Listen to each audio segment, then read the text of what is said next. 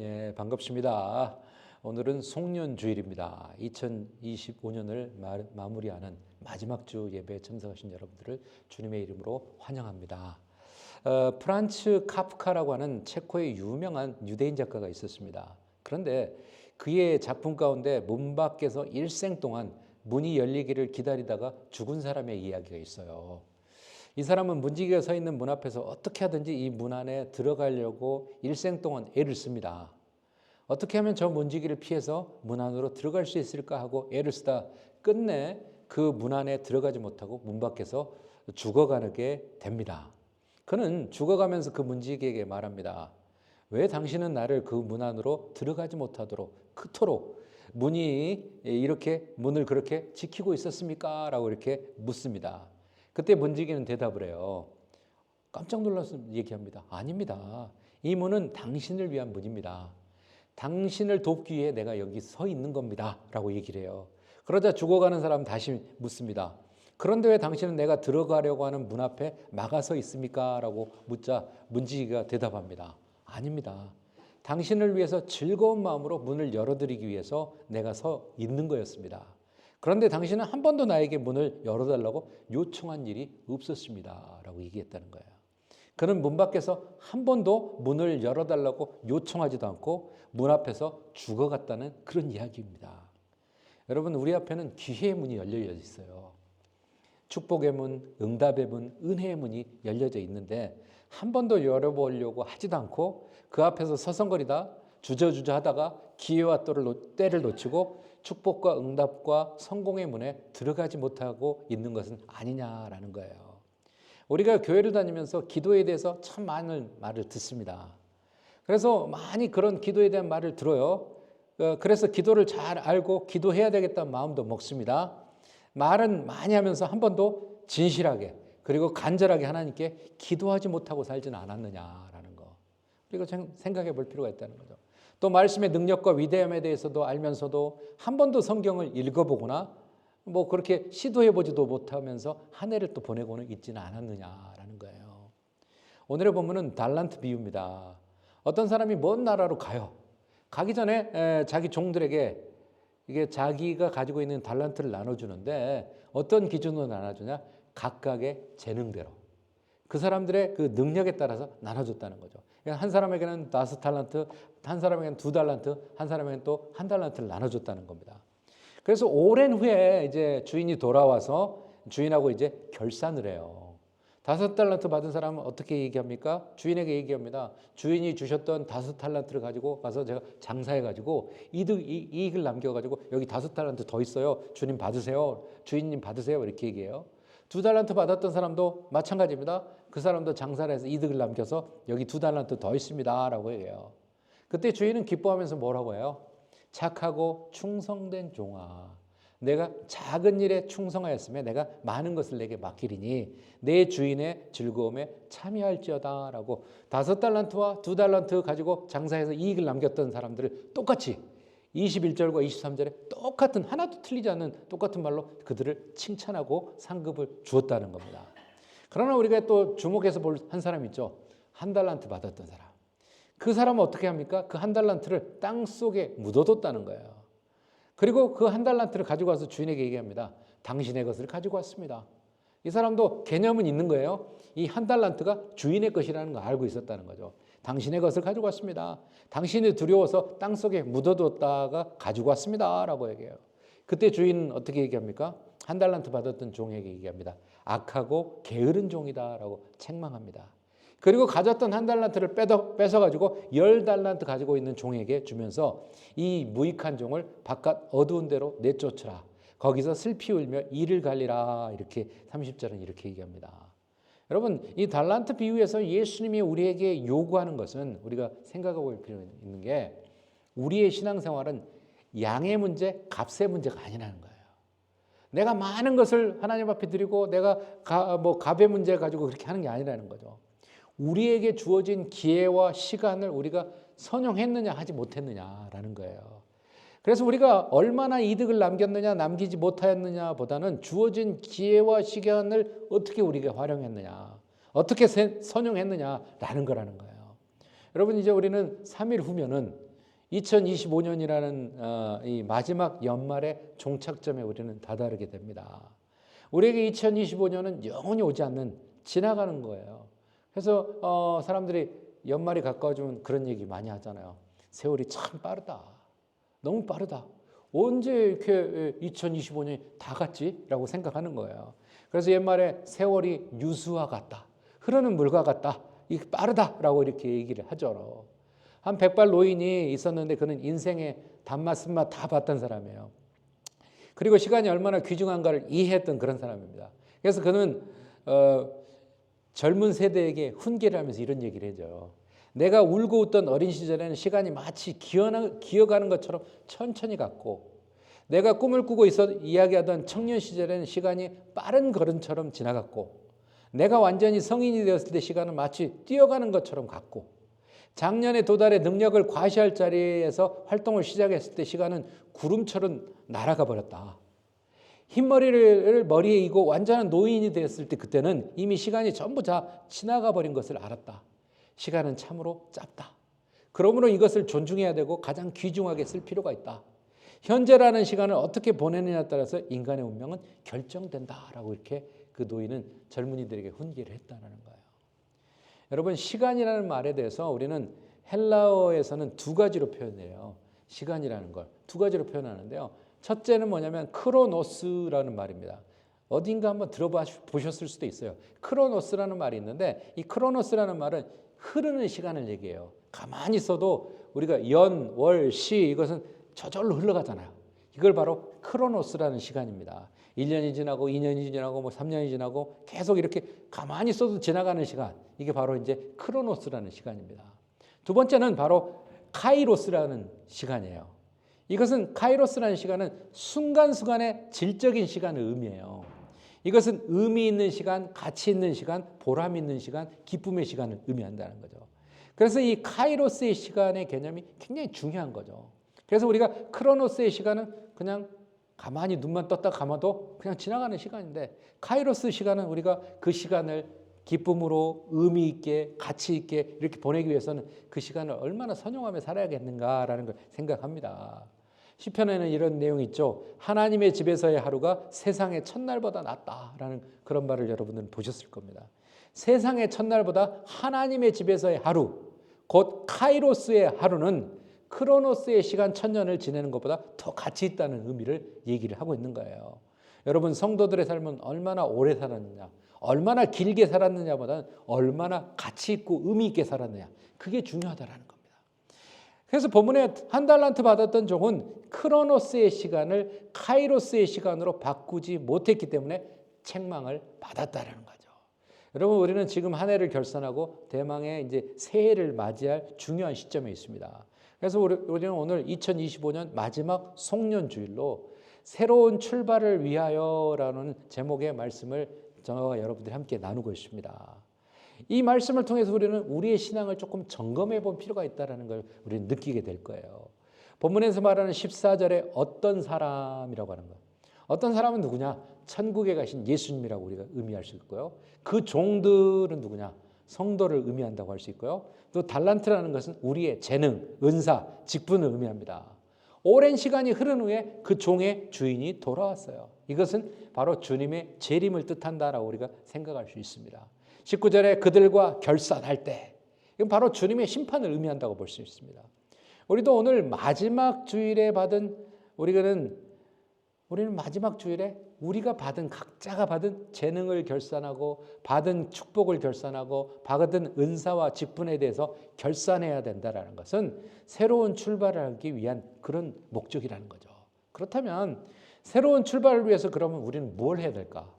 새로운 새 출발을 위해서 우리는 뭘 해야 될까? 첫째가 바로 새로운 출발을 위해서 받은 것을 결산해야 된다라는 거예요.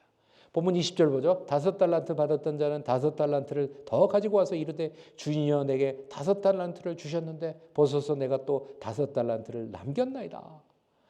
22절에 또 보면 그러죠. 2달란트 받았던 자도 와서 이르되 주인이여 내게 2달란트를 주셨는데 2달란트 남겼습니다 라고 얘기하잖아요. 24절에 가면 1달란트 받았던 자, 그 사람에 대해서는 별로 그렇게 길게 얘기하지 않아요. 이들은 모두 주인 주인이 봤을 때 각각의 재능, 각각의 능력에 따라서 각각 5달란트, 2달란트, 한 달란트를 나눠줬다라는 거예요. 그래서 그 원금은 모두 주인의 것입니다. 다시 말해서 주님께서 나에게 맡겨준 직분과 사명과 능력, 나에게 맡겨준 재능, 나에게 맡겨준 시간을 말합니다. 그렇기 때문에 결산할 때는 그 받은 것을 기준으로 결산하게 된다는 거죠. 여러분, 이 세상에 아무것도 받지 못한 사람 없습니다. 모두 각각 재능과 능력이 있어요. 남보다 조금 나은 그런 재능과 능력은 각각이 있다는 거예요. 그걸 발견한 사람과 발견하지 못한 사람이 있을 뿐이지 남들이 제3자의 입장에서 보면 분명히 뭔가 받은 게 있어요. 정말 그 송명희 시인이라는 시인이 나라고 하는 시를 통해서 그 시를 통해서 이렇게 고백을 하죠. 나 가진 재물 없으나 나 남이 가진 지식 없으나 나 남에게 있는 건강이 있지 않으나 남이 없는 것이 있으니 나 남이 못 본 것을 보았고 나 남이 듣지 못한 음성을 들었고 나 남이 받지 못한 사랑 받았네. 나 남이 모르는 것 깨달았네. 공평하신 하나님.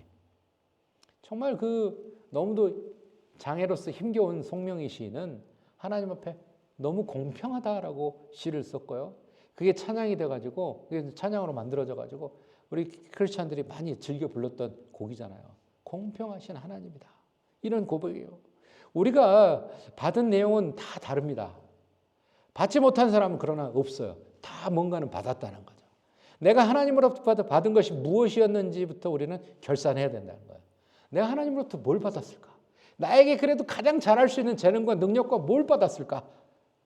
그걸 우리는 결산해야 된다는 거예요. 왜냐하면 그것은 나의 것이 아니라 인생의 주인 되신 주님께서 우리에게 나에게 맡겨놓은 것이기 때문이라는 거죠. 우리가 금년을 결산하고 2026년 병원년, 붉은 말의 해라고 하죠. 병원년이라고 하는 새로운 연원을 받아서 새롭게 출발하기 위해서 먼저 우리가 지난 일에 대해서 우리는 결산할 필요가 있다는 걸 기억하시기 바랍니다. 두 번째 새로운 출발을 위해서 우리는 뭘 해야 되냐? 장사한 것을 결산해야 됩니다. 16절 17절에 보면 이렇게 얘기하죠. 5달란트 받은 자는 바로 가서 그것으로 장사하여 또 5달란트를 남기고 2달란트 받은 자도 그같이 하여 또 2달란트를 남겼을 때라고 얘기합니다. 주인으로부터 받은 원금을 장사 미천으로 삼아가지고 그것으로 장사했다는 거죠. 그래서 이것은 원금에 대한 선용이라는 거예요. 그것은 각각 장사하기에 충분한 것이었습니다. 그리고 장사하기에 충분한 시간과 환경이 주어졌다는 거죠. 그러므로 그 장사한 것을 결산해야 된다는 거예요. 그런데 1달란트 받았던 종은 그것으로 장사하지 않고 땅에 묻어두었으니 결산할 게 없는 거예요. 여러분, 1달란트는 환산을 하면 그렇습니다. 무게가 약 34.27kg이라는 거예요. 적지 않은 무게입니다.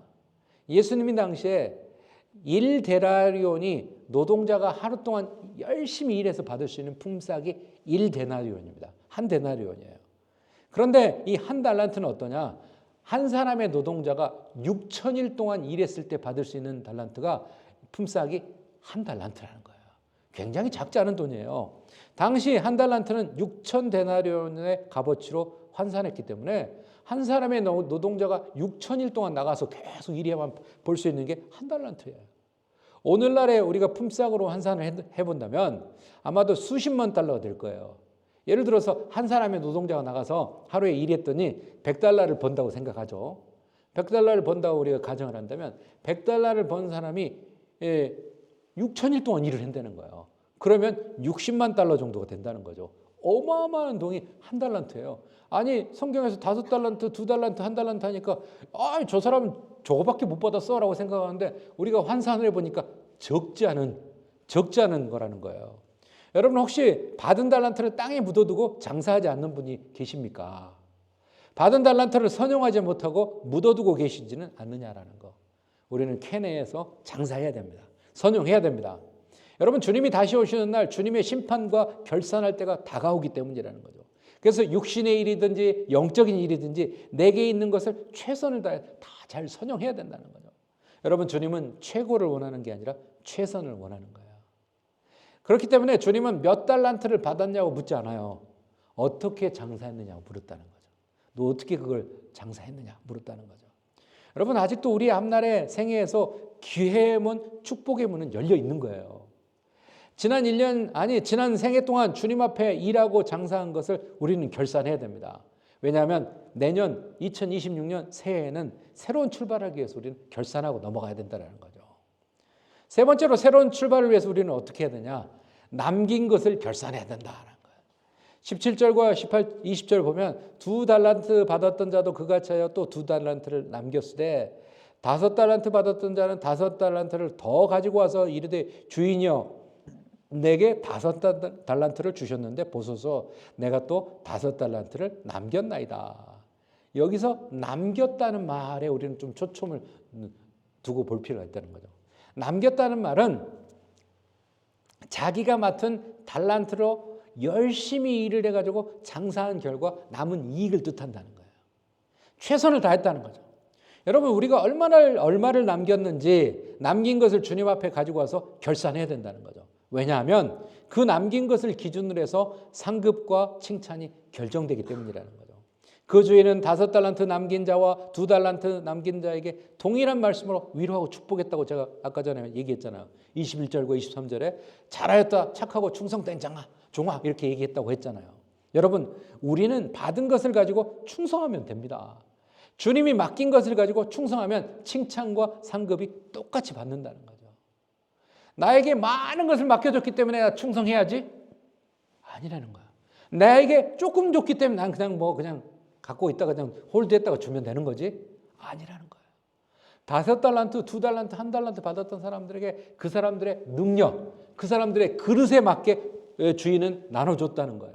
그것을 어떻게 선용했느냐? 그게 중요하다는 거죠. 작은 것을 받았다고 불평하지 말고 작은 것 가지고 충성하면 많은 것을 주십니다. 풍족하게 주신다는 거죠. 힘들고 어려워도 우리가 달란트를 잘 감당하면 주인의 즐거움에 참여하게 되는 거예요. 영국의 신학자 토마스 아담스는 이런 얘기했습니다. 재능이 많은 사람이 그 재능대로 일하지 않으면 그에 대한 죄도 크다라고 얘기했다는 거예요. 능력이 있는 사람이 능력을 발휘하지 않고 실력이 있는 사람이 실력대로 하지 않는 것도 죄가 된다는 거예요. 하나님께서는 주신 재능을 최대한 발휘해서 거기에 대한 평가를 받아야 된다는 거죠.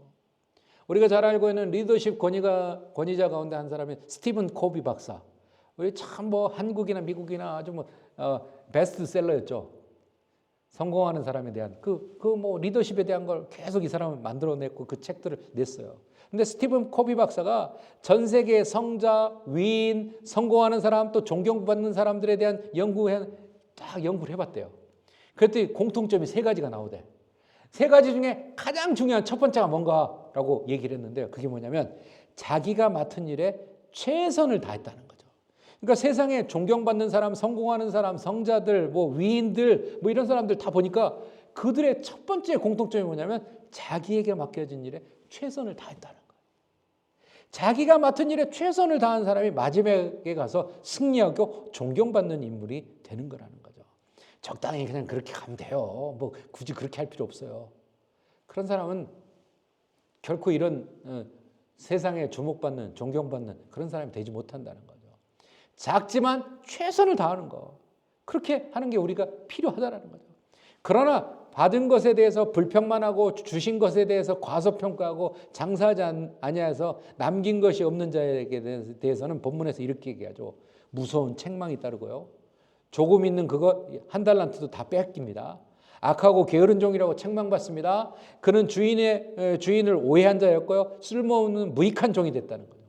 그 바깥 어두운 데에 내어서 쫓겨 슬피 울며 이를 갈게 되었다라고 성경은 얘기했죠. 어느 대학의 직업상담소에서요. 이런 설문조사를 해봤다는 거야. 설문조사에서 통계를 딱 냈더니 실패하는 자가 되는 10가지 지름길이 있더라는 거야. 실패하는 사람이 되는 10가지 지름길. 첫 번째, 난 틀렸다고 늘 넋두리를 하라. 두 번째, 자기 자신을 무능한 사람이라고 항상 비난하라.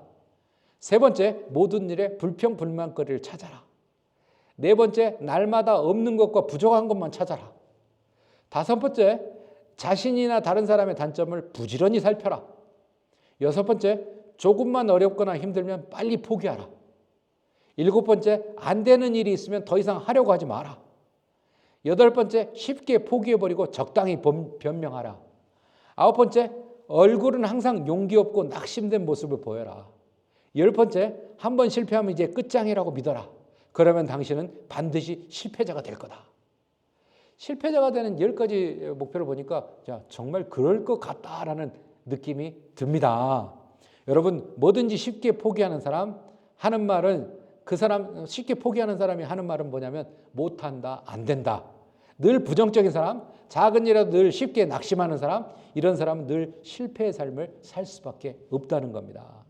그러나 주어진 일에 최선을 다하는 사람, 때로는 인생길에 바람이 불고 눈보라가 쳐서 그러한 상황 가운데서도 낙심하지 않고 용기를 가지고 도전하는 사람은 승리의 삶을 살게 된다는 거죠. 자신의 삶에 대해서 늘 비관적이고 부정적이고 소극적인 사람은 악한 사람입니다. 그런 사람은 절대 성공적인 삶을 살 수 없다는 거죠. 교회 안에서도 마찬가지예요. 자신의 직분에 대해서 늘 불평하고 과소평가하고 지도자에 대해서 원망과 험담을 일삼고 비판적이고 부정적인 사고를 가진 사람은 악한 종이라는 거죠. 그래서 본문은 2달란트와 5달란트 받은 종처럼 착하고 충성된 사람은 원망하거나 불평할 시간이 없는 거예요. 왜? 주인으로부터 받은 걸 가지고 선용해야 되니까, 장사해야 되니까 거기에 바쁘기 때문에 불평불만할 시간이 없는 거라는 거. 신세 타령할 시간이 없는 거예요. 그런 사람은 그저 감사하고 죽도록 충성하는 그런 사람이라는 거죠. 기쁨으로 나아가 장사하기에 바쁘기 때문이라는 거죠. 언제 오실 줄 모르는 주인에게 내어놓을 이윤을 남기는데 최선을 다할 뿐이라는 거죠. 여러분, 지난 한 해 동안 장사한 것을 결산해서 잘한 것은 주님 앞에 칭찬과 상급을 받게 될 것이고, 잘못한 것에 대해서는 회개하시고요. 2026년 새해를 새롭게 맞이해서 새로운 출발을 하시기 바랍니다. 미국의 남부 지역의 한 가난한 마을에 작은 교회에서 있었던 얘기예요. 그 교회는 낡은 지붕에서 비가 새고요, 깨진 창문에서 바람 소리가 요란했다는 거죠. 작은 마을의 남부의 가난한 교회였기 때문에 얼마나 힘들었겠어요. 재정이 어려워서 수리할 엄두도 내지 못하는 그런 형편이었대요. 당연히 재직해서 회계를 맡을 사람을 세우려고 하면 다 저는 안 하겠습니다, 저는 못합니다, 다 안 하려고 했다고요. 누구도 맡으려고 하지 않았다는 거죠. 그래서 연말이 되어서 억지로 한 집사님에게 그 직분을, 회계 집사 직분을 맡겼대요. 그런데 회계 집사님이 그 회계를 맡는 직분을 맡는 전제 조건이 있었대요. 그게 뭐냐면 다음 해 연말 결산 때까지 회계 보고하지 않아도 된다는 조건을 받아들여주면 내가 회계 집사가 되겠다라고 수락을 했다는 거예요. 그래서 교인들이 어느 누구도 안 맡으려고 하니까 그런 조건이면 그냥 좋다, 연말에 그냥 결산하는 걸로 그냥 끝내자라고 했다는 거예요. 그런데 어찌된 일인지 그 집사님이 교회 재정을 맡은 이후로 눈에 띄도록 재정이 넉넉해졌다는 거예요. 그리고 교회 예배당 수리도 다 하고요, 각 기관의 뭐 행사 같은 거 계획한 거 다 할 수 있었대요. 그래서 연말이 돼서 재정 보고하는 자리에서 그 회계 집사님이 그렇게 얘기했대요. 여러분, 모든 성도들이 올 한 해 동안 11조를 빠짐없이 잘 들여주셔가지고 재정이 넉넉해가지고 너무 감사합니다 그랬대요. 그런데 실상은 대부분의 교인들이 11조를 하지 않았어요. 그래서 이제 어떤 집사님이 구체적으로 좀 회계 보고 설명을 좀 해주세요라고 얘기했다는 거예요. 그래서 이제 그 회계 집사님이 이렇게 얘기했다는 거예요. 여러분들이 다 아시다시피 저는 목화로 솜을 만드는 제면소 공장을 운영하고 있습니다. 올해는 우리 교인들이 목화 농사가 잘 돼가지고 다른 해보다 목화솜을 정말 많이 따가지고 가지고 왔어요. 저는 여러분이 가지고 온 목화 뭉치 중에 10분의 1을 떼어서 나머지 면을 타 줬습니다. 그러니까 그 떼어놓은 10분의 1을 11조 헌금이 돼가지고 교회 재정에 들어갔습니다. 여러분 용서해 주세요, 그렇게 얘기했다는 거죠. 그렇게 보고할 때 어느 누구도 불평하거나 그를 험담하지 않았대요. 왜냐하면 그 11조를 자기들 모르게 다 떼어냈지만 그래도 다른 때보다 풍성했기 때문에 어느 누구도 그렇게 하지 않았다는 거죠. 그래서 감사하게도 영광을 돌리고 주님 집사님에게 사람들이 박수를 쳐주고 교회는 큰 유익이 되었다라는 그런 이야기입니다. 사랑하는 성도 여러분, 숙명여자대학교의 전 총장이었던 이경숙 박사입니다. 이분은 숙명여자대학교의 13대에서 16대까지 4번의 총장을 했던 그런 분이에요, 연속적으로.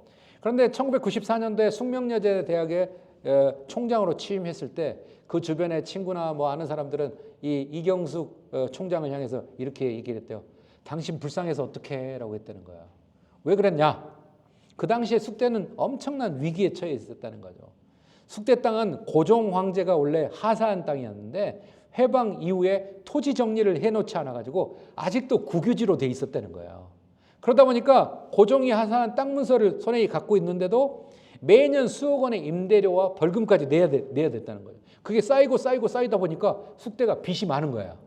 이 총장은 이게 취임하자마자 이 땅 문제를 풀어야 우리 대학이 산다. 아침 7시부터 밤 10시까지 공무원과 담당자들을 맨날 찾아갔대요. 몇 개월을 그렇게 했는데도 문제가 풀어지지 않는 거예요.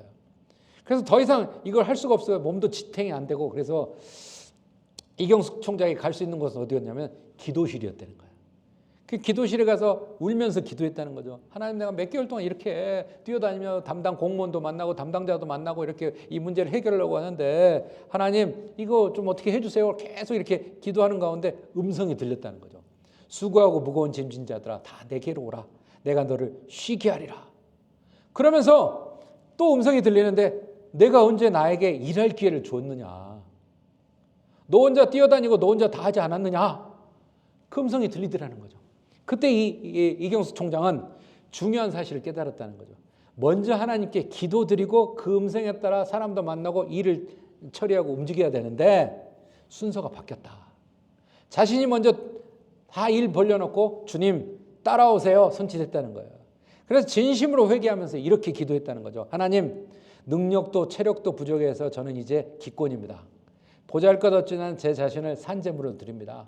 하나님께서 숙대의 주인이 되어주십시오. 그렇게 기도했다는 거예요. 그날 이후에 숙대 총장은 하나님이라고 믿고 자신은 심부름꾼 청지기가 되어서 되기로 작정하고 항상 기도하지 않으면 학교 일을 하지 않았대요. 그런데 놀라운 일이 일어났다는 거예요. 기도하고 하나님께 맡긴 이후에 항상 숙대 문제를 해결하려고 찾아가면 공무원들이 그랬다는 거죠. 이 사람 왜 왔지 하는 눈짓으로 쳐다봤다는 거예요. 그렇게 무시했던 공무원과 담당자들이 태도가 달라졌더라는 거죠. 그래서 결국 그해 12월 30일 날, 31일 날 땅 문제가 완전히 해결됐다는 거죠. 그리고 제2의 창학선언을 했다고 합니다. 기독교 학교가 아닌데 숙명여자대학교 정문에 여호수아 1장 9절의 말씀, 강하고 담대하라는 말씀을 딱 붙여놨다는 거예요. 새겨넣었다는 거예요. 숙대 역사상 최고 모금액이 1년에 2억 원이었대요. 이경숙 총장이 총장 되기 전에는 숙대가 1년에 모금하는 학교 모금액이 2억 원이 전부였다는 거예요. 최고가. 그런데 95년도에 숙대 모금액이 얼마냐면 64억 원이었대요. 그리고요, 그동안에 11개의 새로운 건물이 완공이 됐고요. 4개의 건물이 더 지어지게 됐다는 거죠. 건물이 지어질 때마다 모자람 없이 건축 대금이 치를 수 있도록 하나님이 도와주셨다는 거죠. 그래서 건물이 준공될 때마다 숙대는 항상 하나님께 헌당 예배를 드렸다는 겁니다. 그분은 지금도 계속 그 이후에도 계속 이경수 총장님은 계속 새벽 4시가 되면 4시 30분이 되면 일어나서 나가서 새벽 기도를 하면서 학교와 학생들을 위해서 계속 쉬지 않고 그렇게 기도하면서 총장직을 감당을 했다는 거예요. 여러분, 이제 며칠 지나면 우리는 2025년이라는 연호는 저와 여러분의 생애에 또다시 오지 않습니다. 때문에 2026년을 맞이해서 새로운 출발을 위해서 개인의 삶을 결단하고 가정의 삶을 결산하고 교회에서의 신앙과 직분을 우리가 결산해야 됩니다. 주님께로부터 받은 원금을 기준으로 해서 장사한 것을 결산하고 장사하여 남기는 것을 결산해야 된다는 거예요. 결산의 결과 악하고 게으른 종이 아니라 착하고 충성된 종, 더 많은 것을 맡아 주인의 즐거움에 참여하는 종이라는 그런 칭찬을 받게 되는 여러분 모두가 되시길 주님의 이름으로 축원합니다. 기도하겠습니다. 거룩하신 하나님, 2025년이 이제 며칠 남지 않았습니다. 우리가 하나님 달란트를 받았던 5달란트, 2달란트 받았던 사람들처럼 적은 일에 충성하여 주인의 즐거움에 참여하리라라고 칭찬 들었던 종들처럼 하나님, 우리도 충성함으로 하나님과 잘 결산하고 2025년을 마무리하고 2026년을 하나님 앞에서 잘 계획하며 이루어가는, 정말 하나님께 항상 칭찬 들을 수 있는 우리 온 성도들이 다 되게 도와 주옵소서. 예수 그리스도의 이름 받들어 간절히 기도하옵나이다. 아멘.